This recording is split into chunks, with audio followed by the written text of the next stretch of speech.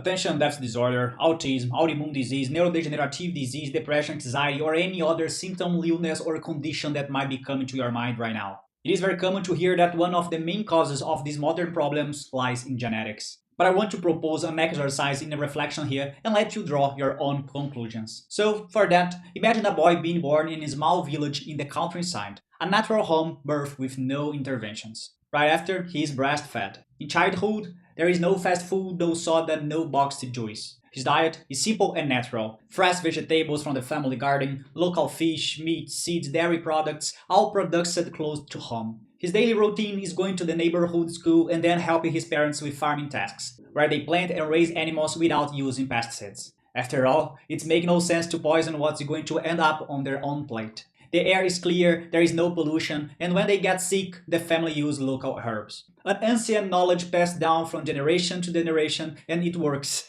It works really well. After all, pharmacy medicines like fever reducers, antibiotics, and corticosteroids is something almost no one there even has at home. Now, let's imagine a second scenario, a completely different one. This time we have a girl being born in a big city. And as a rule, her birth is already scheduled as a C-section. And as part of the standard protocol for this procedure, the mother receives antibiotics before the baby is even born. Yes, it is protocol that before a C-section, the mother receives a dose of antibiotics. The detail is that this antibiotic passes into breast milk, and because of that, before completing her very first day of life, the baby's microbiome is already being affected. And if this baby manages to breastfed for 6 months, that is already considered an exception. Because most of the time, much earlier than that, she's already on formula. Formulas that are often loaded with inflammatory ingredients, further compromising the gut and immune system in the very first month of life. During childhood, this child is constantly sick. Infections, ear itch, sinusitis, and for each of these conditions, she is given antibiotics. Even for a simple cold, which should be treated with rest, food, and time, she leaves the doctor office with antibiotic prescriptions. And even with access to the best products available on the market, her diet is full of processed foods, refined sugars, inflammatory vegetable oils, and artificial additives that, little by little, overload her body. This child grows up connected, but now connected to screens and not to nature. This child spent most of their childhood inside a demanding school, following a rigid curriculum that demands a lot, but will probably teach very little of what real life will actually require later on. And if, by chance, this child doesn't fit in the standards of behavior or performance the school considers normal, the parents quickly start receiving advice to try some kind of medication, usually a controlled medication. Now, I want to invite you to reflect sincerely. Which one of these two children, the one born in the countryside or the one born in the big city, is more likely to develop attention deficit disorder, receive an autism diagnosis, suffer from autoimmune disease, fall into depression, anxiety, or even face a neurodegenerative condition in the future? Let's be honest. It is no surprise that these disease, symptoms, or conditions are so deeply tied to the lifestyle we lead or that the society often imposes on us.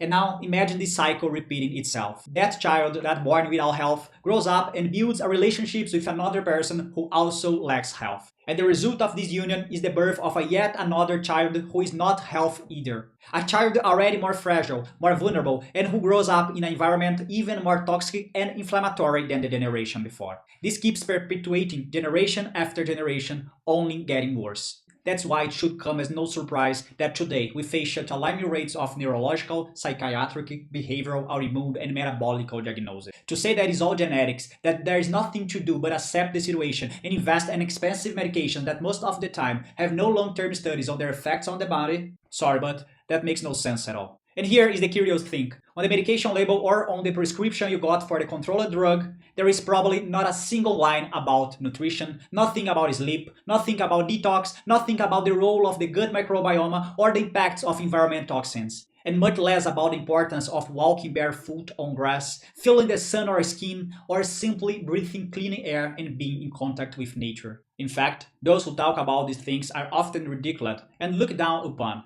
if not openly attacked. The truth is, in recent years, science has been showing us something many used to ignore. But today, it is practically undeniable. Everything we are exposed to from our very first days of life directly influences our health in the future. And when we go back to the comparison of the two children we talked about earlier, one born in the countryside and the other born in big city, the major difference between them lies on the specific point: the impact that lifestyle habits, diet, and environment have on the quality of the gut microbiota. Yes, That's right, the quality of the bacteria living in your gut. And as simple as it may sound, this gut microbiota influences absolutely everything in our body, and even directly affects brain function throughout life. The bacteria living inside you are just as important as any other organ in your body. As vital as the heart, as fundamental as the lungs, as essential as the liver, kidneys, or even the brain itself. And to make this clear, let me share a few functions of this gut bacteria. The bacteria in your intestines are essential for helping with digestive and nutrient absorption. They also create a protective barrier against invaders like viruses, fungi, parasites, and harmful bacteria.